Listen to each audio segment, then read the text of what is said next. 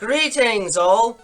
Today we will be examining the exceptionally rare water rock type Pokemon Tirtouga and its equally rare evolution Carracosta, the two collectively known as the Prototurtle Pokémon. Brought to life from ancient times into modern oceans, the members of the Tirtouga family are fascinating creatures that can more than prove to be a hassle to deal with if not approached carefully. Tirtouga have bluish-gray scales covering their form, with 4 large flippers for legs, a tiny tail, and an elongated head with black eyes and a large dark bluish-gray bony covering that forms a beak-like extension on their mouth. Their torsos are covered by a thick carapace the same color as their beak that forms a sturdy shell on their forms that keeps them protected from harm. Their evolved form, Carracosta, have the same general body plan as Tirtouga, but they now have 2 dark bluish-gray claws on the hind legs and 3 claw-like forms on their front legs, and they predominantly walk on their hind legs to make better use of their front flippers in combat.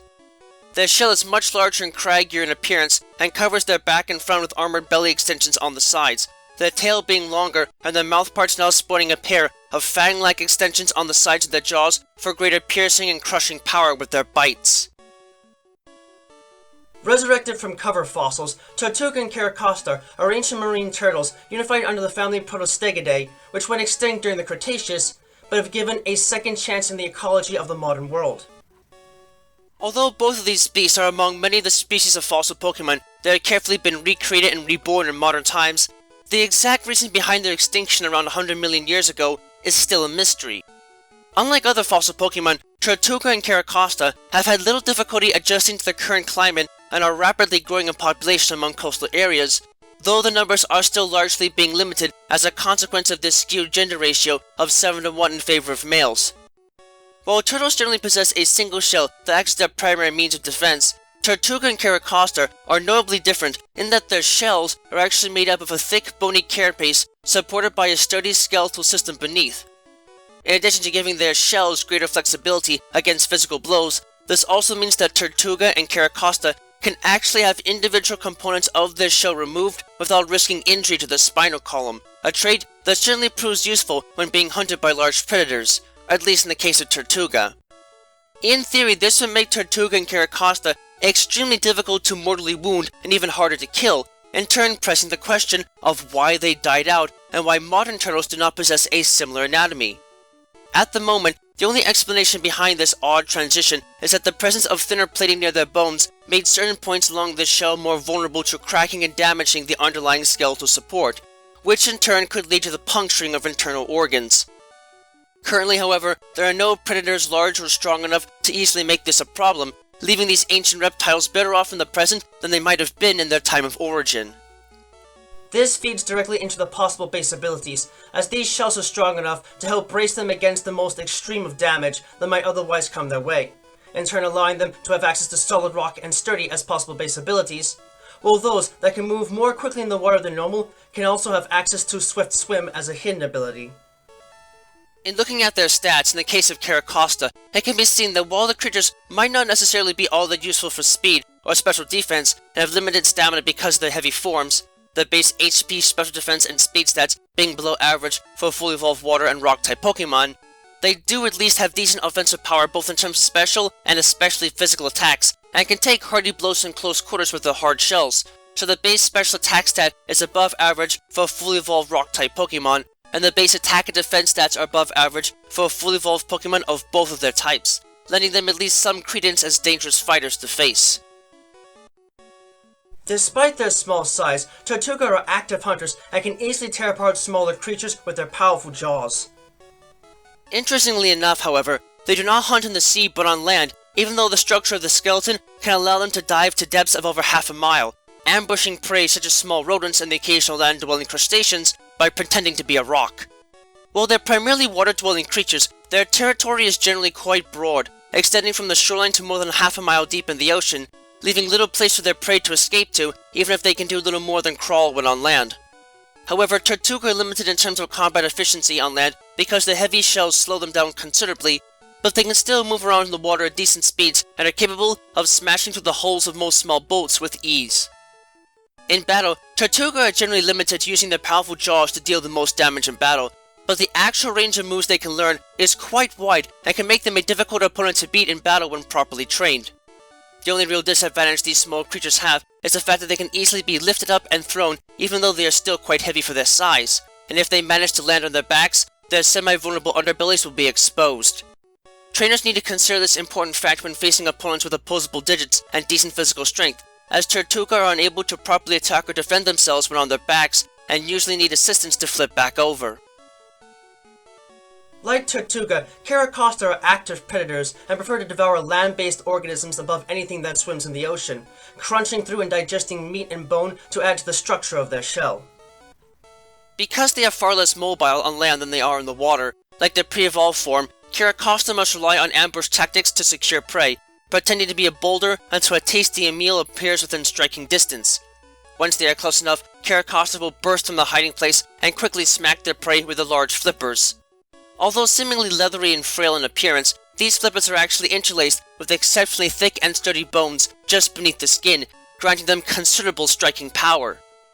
In fact, a single strike from a Carracosta flipper is enough to open a hole in the hull of an oil tanker, so the first blow is often more than enough to fracture or cave in the skull of a victim and kill it instantly.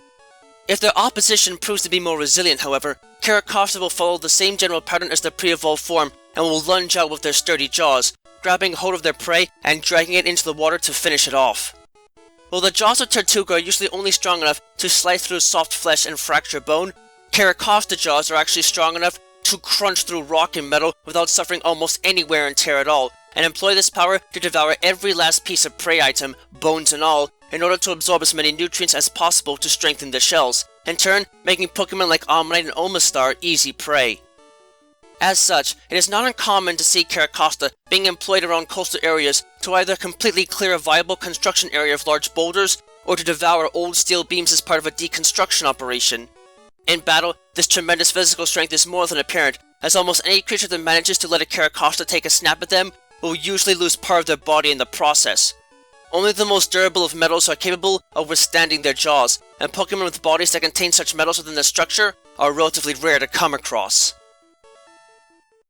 I have to admit that the members of the Tirtouga family honestly surprise me regarding how well they've managed to do for themselves since they were resurrected and brought into the modern world.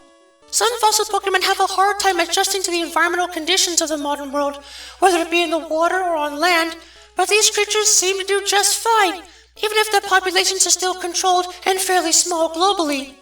This might be for the best though, as these monsters, while certainly in possession of their weaknesses, are nonetheless very powerful fighters that can make mincemeat out of anything that dares to get in their way. On the one hand, they are not very aggressive towards others despite their imposing physical strength and durability, so they can be handled rather safely compared to other fossil Pokemon. However, on the other hand, they are able to make good use of physical attacks to smash apart armored foes and make a meal out of them, so getting near them without making it clear you're not there to hurt them is a dire mistake that should not be made. It is true that they are incredibly slow, and thus could potentially be outrun without too much issue, but with the kind of power their flippers have, I'd rather not take the risk.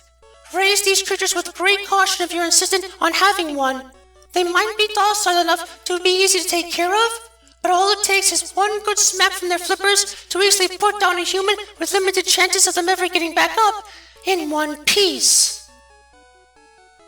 Armored rather well and able to take a physical blow fairly fine and keep right on going, the members of the Tirtouga family are potent turtles that can readily take blows in close quarters and smack back with bone-crushing blows of their own when the opportunity presents itself. You might have to go out of your way to find a rare cover fossil to actually resurrect them, but the effort can be more than worth it if you need a sturdy water type that can more than handle itself in close quarters. Just do yourself a favor and make sure that you give them a wide berth in the wild, and don't go too overboard in examining them. They might not be easily annoyed, but get in their way and they'll gladly show you that slow and steady isn't that bad when it can knock the teeth and bones right out of you with just one well-placed slap.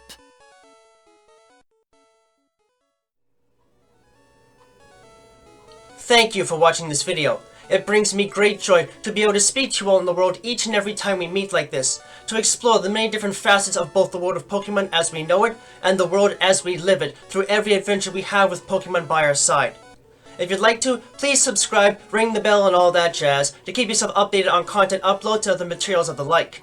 You can also follow me on Twitter if you'd like to know right away when something new is uploaded, and my written works, from which most of this is based on, can be found on DeviantArt. Links to both can be found in the description down below.